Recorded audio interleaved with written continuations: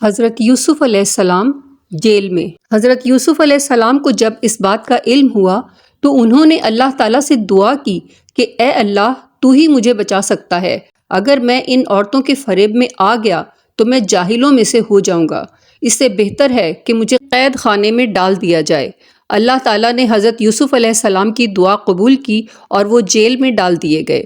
حضرت یوسف علیہ السلام سے پہلے جیل میں 2 قیدی اور بھی تھے، ایک شاہی باورچی اور دوسرا بادشاہ کو شراب پلانے والا ساقی۔ ان کے خلاف الزام تھا کہ انہوں نے بادشاہ کو زہر دینے کی کوشش کی ہے۔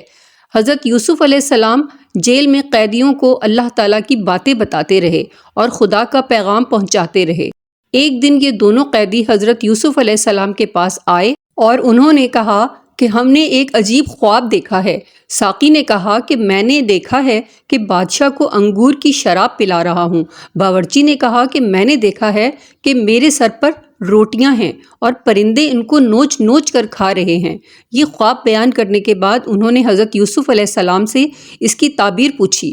حضرت یوسف علیہ السلام نے بتایا کہ ساقی تو جیل سے چھوٹ جائے گا اور پھر بادشاہ کی ملازمت میں جا کر اس کو شراب پلائے گا اور باورچی کو سولی پر چڑھا دیا جائے گا اور اس کی لاش کو جانور کھائیں گے۔ ایسا ہی ہوا۔ اللہ تعالیٰ نے ساقی کو رہا کرا دیا اور باورچی کو سولی ہو گئی۔ حضرت یوسف علیہ السلام ان کے بعد بھی سالوں جیل میں رہے، لیکن کسی کو ان کی رہائی کا خیال نہ آیا۔ اتفاقاً ایک مرتبہ مصر کے بادشاہ نے خواب میں دیکھا کہ 7 دبلی گائیں 7 موٹی گایوں کو کھا رہی ہیں اور 7 ہری اور 7 سوکھی بالیں دیکھیں۔ بادشاہ نے اپنے درباریوں سے اس کی تعبیر پوچھی مگر کوئی بھی صحیح جواب نہ دے سکا۔ اس موقع پر ساقی کو یاد آیا کہ اس نے اپنا خواب حضرت یوسف علیہ السلام سے پوچھا تھا اور آپ کا جواب بالکل صحیح ہوا تھا۔ اس نے کہا کہ جیل میں ایک ایسا شخص ہے جو خواب کی تعبیر صحیح بیان کرتا ہے۔ بادشاہ نے، جس کو عزیز مصر کہتے تھے، اجازت لے کر وہ جیل گیا اور حضرت یوسف علیہ السلام سے سارا واقعہ بیان کیا۔ حضرت یوسف علیہ السلام نے فرمایا کہ اس خواب کی تعبیر تو یہ ہے کہ 7 سال ملک میں خوب غلہ پیدا ہوگا اور 7 سال سخت قحط پڑے گا اور پھر 1 سال ایسا آئے گا جس میں خوب بارش ہوگی اور غلہ ہوگا۔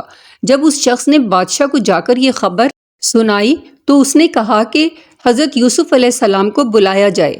جب وہ دوبارہ حضرت یوسف علیہ السلام کے پاس گیا اور بادشاہ کا پیغام سنایا تو آپ نے فرمایا، ان عورتوں کا کیا حال ہے جنہوں نے اپنے ہاتھ کاٹ لیے تھے؟